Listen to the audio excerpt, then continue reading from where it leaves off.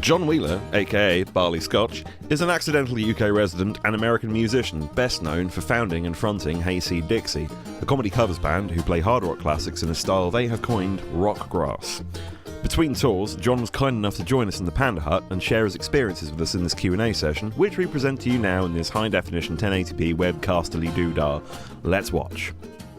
Thanks for coming, John. It's wonderful to have you here. So you're embarking on a UK tour next month. You're playing original material this time around. What kind of a toll can touring take on someone who does this regularly? Like, what things do you sort of have to be aware of when you're, just to make sure you stay sane? Oh man, trying to get good nutrition, that's important. You can definitely tell if you're in a poor town or a rich town or a poor or rich neighborhood by what kind of restaurants are on offer. We usually try to have it where everybody gets their own hotel room, and it's a little bit of a luxury, but I think it's kind of necessary because more than health, trying to just keep everybody in the unit's attitudes roughly on the same page is one of the harder things. I mean, I think a lot of people don't realize. I look at it like we play the shows for free, but what I get paid for is all the logistical stuff I have to do to get to the show. If I decide to walk around the corner from my house, like up to y'all's pub or something, I don't really care if I get paid for it or not. Sort me out a beer or two, whatever. It's easy. But if I've got to go spend the night someplace and travel to it and sit in traffic and deal with airport people who have no sense of humor they're aware of, and baggage handlers who've had all the joy of life drained from their being. Then that's what I got to get paid for, is navigating all that, So I think, everybody being able to sort of sit on the bowl for as long as they want without feeling like there's somebody out there waiting to brush their teeth or whatever. Over a course of a few days, that kind of stuff will completely get you wanting to rip each other's throats out. And that kind of stuff then bleeds into your show. If everybody's kind of assed up a half an hour before the gig because they were having to be crammed 3 people into a travel lodge room, that really starts to affect everything about the show you do, and your attitude about it. So we don't tend to ever, even with Hayseed, we don't ever take tour buses around. I mean, I don't really see the point. Unless you've got a huge crew, I would rather drive a car or two and stay in a hotel every night than to be driving around in a bus and sleeping on the bus, just from a pure comfort level. There's also the issue of what buses cost. I mean, I hadn't priced one up in a long time, but you got to pay the driver, say $250, $300 a day. You got to rent the bus $200 or $300 a day. You got to put fuel in it. I mean, you're going to spend close to $1,000 a day keeping a bus on the road. That's what you're. By the time it's all said and done, you got insurance on, you lease it, and and you have off days. You prorate it over the gigs. You're gonna spend about $1,000 a day on a bus. I mean, you can get 4 or 5 travel lodge rooms and a couple of cars cheaper than that. And I think it's more comfortable for everybody. I don't know why it is that everybody thinks, okay, we're going to go on tour, we got to get a bus. I've never understood that. I mean, back before I did Hayseed, when I was in my 20s and I played with just side guy playing fiddle for country guys around the States, I did a few tours where we were running buses, and I thought it was miserable. I thought it was like a factory job. The only time buses are kind of cool is if you're playing a festival, because there's never hotels close to festival sites, and it means that you can kind of pull up there and stay on site and hang out with the other musicians and stuff. In those scenarios, it can be kind of cool, but I still think you'd be better off with a camper van. That, to me, is one of the most important things when you're doing a tour, is to try to keep everybody in the traveling party having some degree of personal autonomy. So that's the other downside of a bus, is that everybody has to make a group decision about every single thing, like where you're going to stop and eat, where you're going to stop and pee, what time you're going to leave, what time you're going to go to the venue, what time you're going to meet up to go to the next show. There has to be group consensus on every little detail.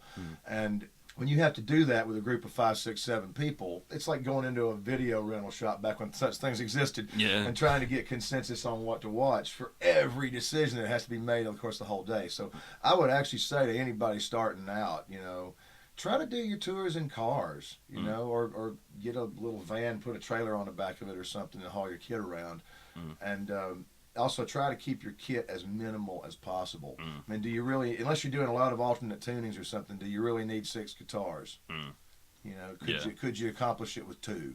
And if you can, try to do it with 2, and try to do your own stuff. Every extra person that you add to a touring party is another personality, another attitude, another ego that has to be dealt with and can unbalance the other part of the crew. So Hayseed Dixie, known for recreating quite a lot of rock and pop in a bluegrass style, although I've heard that you hate that word, bluegrass. Well, I don't It's a word that most people know what it means, so Yeah. why not use it? I mean, you say bluegrass, they know that you mean like banjos and mandolins and whatnot. Yeah. I just kind of call it hillbilly music.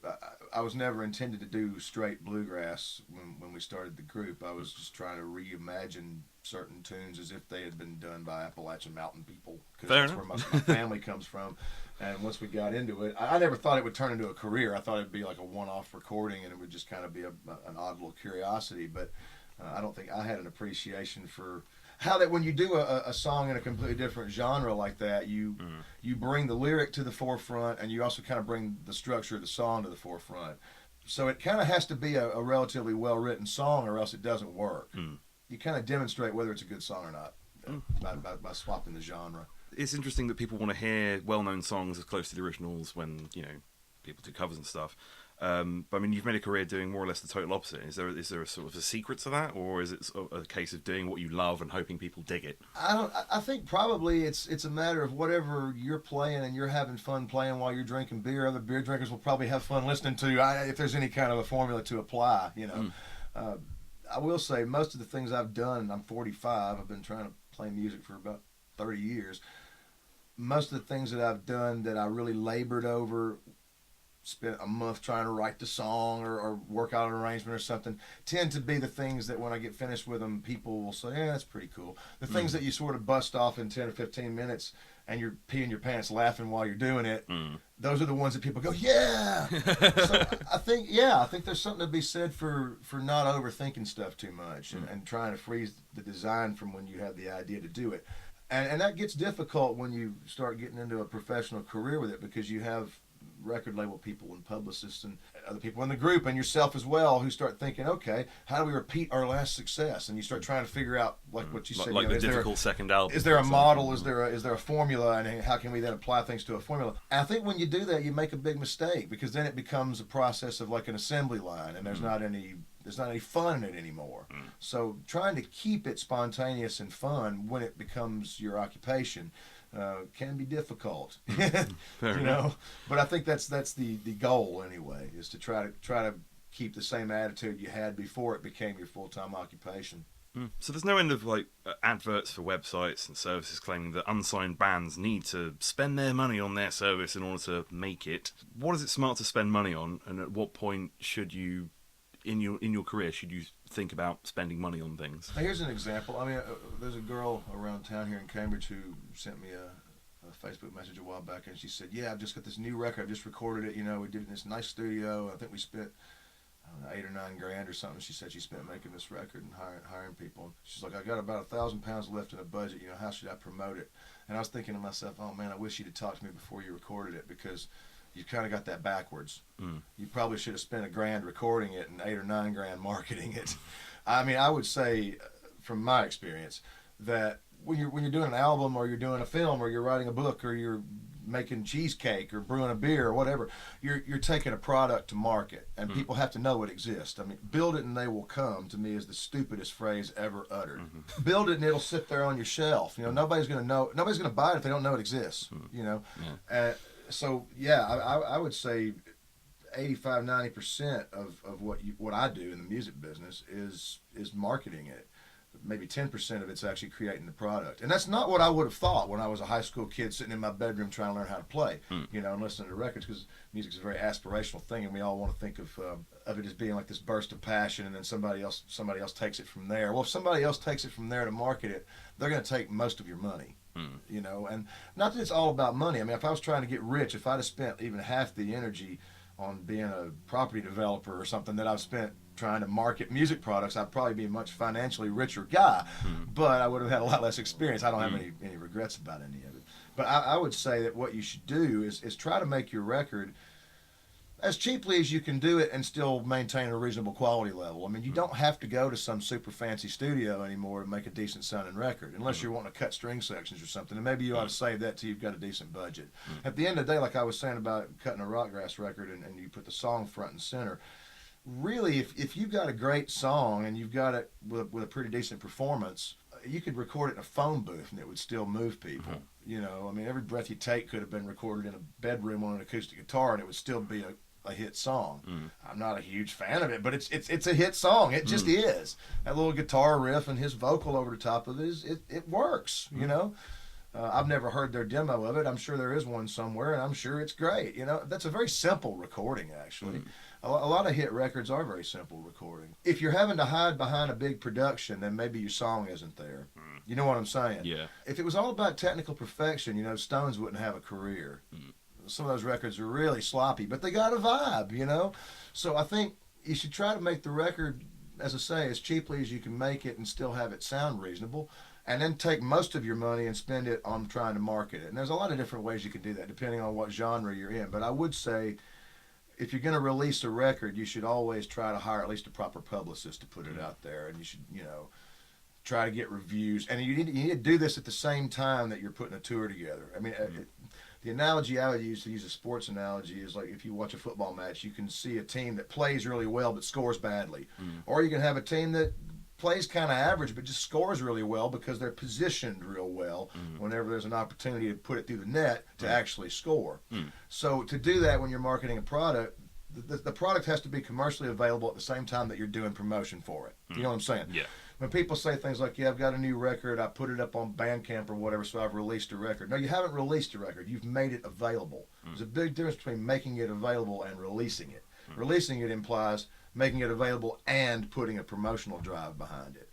So, I mean, I think the minimum that you need when you try to release an album is a publicist who's going to work the print media and the digital side of things. And there's lots of them. You know, you can go shop around. I mean, a good one just for the UK, you might get one for £1,500 in pounds. You can always negotiate. You know, if they quote a price of $3,000 at you, go back and say, can you do it for 15? I mean, you know, it's like trying to buy a car or something, or a piece of antique. Don't go pay them what they offer. But you need at least a publicist and somebody who's booking you a tour that puts you in front of some people at the same time this is happening. And you probably wouldn't be doing bad to try to get a radio plugger to swing it around a little bit as well. There's a lot of options. I mean, people talk about digital distribution, but I'm still not convinced that the majority of the population out there goes on YouTube looking for new music. I think they go on things like YouTube looking for something that they already know. And traditional radio still matters. It really does. I mean, I notice it. I mean, you know, if Chris Evans plays one of our tracks on his breakfast show on Radio 2, it is not subtle. Everything lights up, man. The Amazon rankings and the iTunes and the website and the Facebook, everything lights up for a couple of days, you know. And there will only probably be a handful of people in any given country who are into the music you're into, unless you're trying to make a straight pop record, in which case you definitely need to hire a radio plugger. Yeah, try to release an album in the UK. I think you need $5-6 in your budget just to hire subcontractors to promote it. And that's all a record label really does anymore, is hire subcontractors, and they'll front the money for it, but then they'll take a huge piece back on the backside. So you really need to be able to, if you're a band or a solo artist or whatever, you need to be able to come up with probably £8,000 or £10,000 to make your record, get the packaging done, and hire people to then go promote it. Somewhere around there, you know. And that's a reasonable amount of money, but it's not insurmountable. If you got a group of 4 or 5 guys, you ought to be able to each pony up a couple of grand for the promotion of it. And then don't sign to a record label. I mean, you can go to any number of distributors. There's only a handful of bricks and mortars retail. There's H&B and there's Amazon that's going to sell vinyl and physical CDs. You don't need a record label. The only time you need a record label anymore, there's only about 3. There's Universal and Sony and Warner Bros. That's it. The only time you need one of those guys is if you think you're the next Adele, you know, and you're doing really right down the middle pop music. Then maybe, you need the kind of marketing power they're going to put up so that eventually you can get a Pepsi sponsorship and make all your money selling perfume. Because you're going to give them the record in exchange for them spending a lot of money. And that's maybe an okay trade if you think that you're going to sell arenas. But if you think you're anything else, and most people are anything else, then like any business, keep your overhead low, but you've got to spend marketing money to let people know that it exists. So just to distill it down, I'd say try to write the best songs possible. Try to perform them with some spontaneity and some guts, but if you got to err on one side or the other, err on the side of a stripped down guitar, bass, drums recording that's quite simple, but that puts the energy across. Make that as cheaply as possible, and then spend your money promoting it. Oh, and hire somebody who knows what they're doing to take the pictures. There's nothing to make you look, unprofessional like shit promo pictures. Do you speak from experience in that regard? Yes. Hire somebody who knows what they're doing with lighting, if you don't have somebody in your unit that does, to take proper good photos of you. Fair enough. And then I would also say, when you write your bio, you write your press release for your record, it's one page, 2 or 3 paragraphs. When you write that, you are writing 90% of your record reviews. Most of the people that in, say, any of the magazines or the websites or whatever, they will quote your press release damn near word for word and then chuck their name down at the end. I've watched it happen. I mean, so you're writing your own reviews. Yeah. And nobody cares about your deep poetic soul. Nobody wants to know if he grew up in a small village outside of Peterborough, and he spent many hours working in the fields and also practicing his guitar. Nobody gives a crap. Man, you're doing a show. Make it entertaining. So, after he created the internet, he then decided to go out and he discovered he was working on, cold fusion in Denmark when he met this girl. And, make up a story, man. Yeah. Make it fun. This is the entertainment business. Entertain people. They got lots of stuff they could spend their money on a given day. Some guy blaze brick all day long. He's got his own problems. He goes home to some spouse he doesn't love anymore, and you know what I mean? He's doing a job that sucks, and so he comes out to your show, or he sees your bio come across his feed in some record review. He wants to say to himself, I want to drink with that guy. He doesn't want to say, oh, maybe he's going to tell me about the meaning of life. No, man. Yeah. Making mistakes is super important, but some mistakes can set you back quite a lot. Is there anything you particularly regret, or anything you always sort of see fellow musicians do that they really shouldn't? Well, in a live scenario, I think the worst thing that you can ever do is, number one, apologize for making a mistake, because chances are people in the audience won't even know that you did. Like if you're playing something and you screw it, go, oh, whoops, sorry. No, don't do that. Play it again. Do it 3 times in a row and act like you meant to do it. Because most people are not even going to know the difference. Unless they're like some guys in Dusseldorf who've got your album and study every note and come back to the show and say, you played the guitar solo slightly different in the third measure. You'll get a couple of those guys. Maybe you humor those guys. But the rest of the people, don't ever get up on the stage and apologize for when something goes wrong. If one of your monitor wedges cuts off, don't start yelling at the sound guy through the microphone in front of the audience. Just deal with it. When you get an opportunity, lean over to the monitor guy and say, dude, I got a problem. But try to never involve the audience in technical problems, unless it's just extreme, in which case, make a joke out of it. Don't ever act like you're being flustered or thrown out of your game when you're on the stage. I mean, we played the Sonosphere Festival a few years ago, and we were the sort of after party. It was when they had Metallica and Slayer, and they'd all played the main stage, and we were like the only thing going on the festival site at midnight. It was or 11 maybe. It was when Metallica stopped, then we kicked up for an hour in the kind of big after marquee. It was a big marquee, held like 10,000 people. It was gigantic. And we walk out on stage, and we play the first 2 or 3 songs. The whole tent's packed. Everybody's just come off the Metallica experience. The place is rocking. And then right in the middle of the 3rd song, the bass stops working. Some kind of short, Oh, man. And, okay. So I start playing Skinny When I Met Her and Poop in the Jar. And I get through 2 or 3 of the singer-songwriter comedy songs, just trying to hold the crowd while Jake, our bass player, is over there with a soldering iron. The sound man's up there dicking around with this and that. They still ain't got it. We went 20 minutes with no bass, and I just had to play them acoustic guitar comedy songs. Alien abduction probe, and then I'm thinking, dude, just go borrow somebody's bass, do something. I'm thinking to myself, okay, I can have the interlude in the middle of the set here for a little while, but people are starting to get restless. They're starting to go, give us some rock, and I'm thinking, scheisse. But finally, he just borrowed somebody else's electric bass, because he usually plays this acoustic guitar bass. He borrowed somebody else's, and we got through the rest of the set, but. Yeah, that was a moment, because I really wanted to go out and rock hard at that one, and so for a third of the set, I'm reduced to being a singer-songwriter. That was kind of weird, especially in that context, But again, I never said anything about it. I never said to the audience, "Oh, our bass guitar stopped working, so I'm stuck doing this," because I thought, well.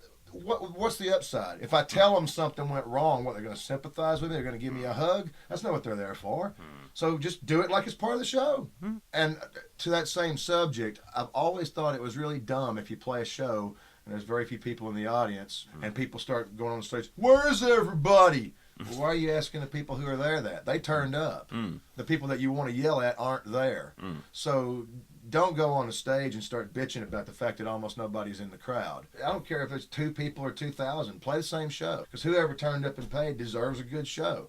And it's hard to do it. That's one of the hardest things, is going out and playing to a damn near empty room. That's very difficult.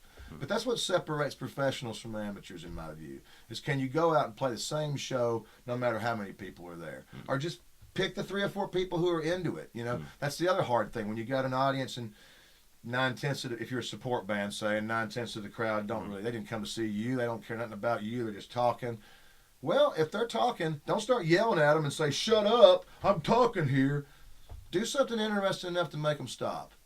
If you can't make them stop talking, then maybe you need to get your game up. What's the worst thing that's ever happened to you on stage? What the hell, I'll be honest. What the Italians call a dressed fart. Oh. When you think it's going to be gas, but it ain't. Oh, John. Oh. That happened to me once on stage in Lexington, Kentucky, at a venue called The Dame. I walked up on the stage and I was just about ready to count off the first song, and I thought I was going to do a cheeky little one-cheek sneak, and I went, oh no.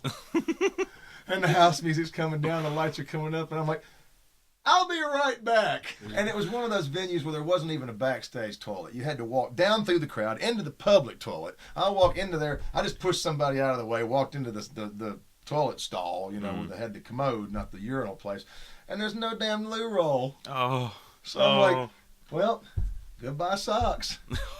You know? And just threw everything in the corner, wadded up, walked back on stage freeballing, you know, and just thought, well, got to get through the set. At what point does the sort of cohesion of the band become more important than, like, sparing somebody's feelings? Like, if you have to say, look, man, it's not working out, like, how do you sort of end up making that decision? Well, you got to try to put yourself, your personality out of it, and think about what is or is not serving the show. So if you got somebody who's drinking too much and turning up drunk for the gigs, they're not respecting the show, and so they're taken away from it, no matter how good of a player they are when they're sober, for example. Or if you got somebody whose attitude is just unbalancing everybody else in the group so much that everybody's assed up on stage the whole time they're trying to play, you have to take a sort of from a third-party perspective approach to it, and be an efficiency expert once in a while, and just say, you know, it's not personal. Everybody's there to create and deliver the show. And so whatever is detracting from delivering the show, if it can't be fixed, if you have a discussion about it and you can't fix it, you got to move on down the road, because the show has to win at the end of the day. Not any individual person's vision or any individual person's ego or whatnot, but at the end of the day, the product coming off the stage has to be the best it can be. So, yeah, if you got somebody who's consistently detracting from that, that's the way I would tell them, is, look, you're not delivering the show properly. You know, or whatever it is that's going on is detracting from what we're trying to deliver, you know, the product here. So, yeah, that's the way I would view it. Not you're an asshole, or, you know, that's no point in being personal about it. In fact, that's what you don't want to do. You want to try to separate being personal, which is a difficult thing to do. And the more people you have involved, the more difficult it becomes. You know, 6-piece bands are a lot harder to run than 4-piece bands. Usually there's 1 or 2 dudes in a group, usually 2, that kind of do all the heavy lifting, and everybody else just kind of turns up and plays. So, yeah, I mean, there's an awful lot of bands out there that are marketed as bands that are not actually bands as far as their internal structure. There's usually 1 or 2 guys that kind of own it and run it, and then everybody else kind of turns up. People love the idea that we're all a merry band of brothers going down the road, but that's not in reality how it usually works out. There's usually like 1 or 2 people who kind of shoulder most of the burden. Just like when I was talking about it being preferable not to roll down the road in a bus and have to make a group consensus decision about every little thing. If you got to get group consensus decision about everything to do with delivering a show, it's going to be very difficult. There always have to be chiefs and Indians. If you got all chiefs and no Indians, you can't get anything done. You know, because you're just going to spend the whole time deliberating over what should we do. And yeah, deliberation's got its purpose, but at the end of the day, you got to take action, you know? And that is easier to do if you sort of have a chain of command, and everybody's comfortable with that. And somebody who's a good leader knows how to delegate responsibility and how to, you know, incorporate people's good ideas and not try to do it all themselves. That's just in any business, whether you're trying to run a coffee shop or whatever you're doing, you know. Just because you're the guy who owns the business doesn't mean that you're in there, you know, telling everybody how it's going to be. dictator style, because you won't keep good people if you do that. You know, a lot of people respond to incentives, but I just mean as far as how you're structured in business, it's probably better to not structure it as a 5-way partnership, just because it's probably not going to actually pan out like that. It's probably better for the people who sort of have the vision to set it up and then kind of hire people to do the stuff they can't do, you know, like play bass while they're playing guitar or whatever it is, you know what I mean? Is there anything that you would, if you could you tell your younger self that you wish somebody had told you? Not every girl that you have sex with is going to fall in love with you. It's very important to figure that out early. Yeah. Fair enough. And life is too short to drink bad booze. If somebody hands you a beer you don't like, just set it down in the corner. And when they bring all the shot trays up to the stage, just set them in front of the monitor wedge and kick them over. If you start drinking shots on stage, man, 5 different kinds of liquor, you won't get through the show.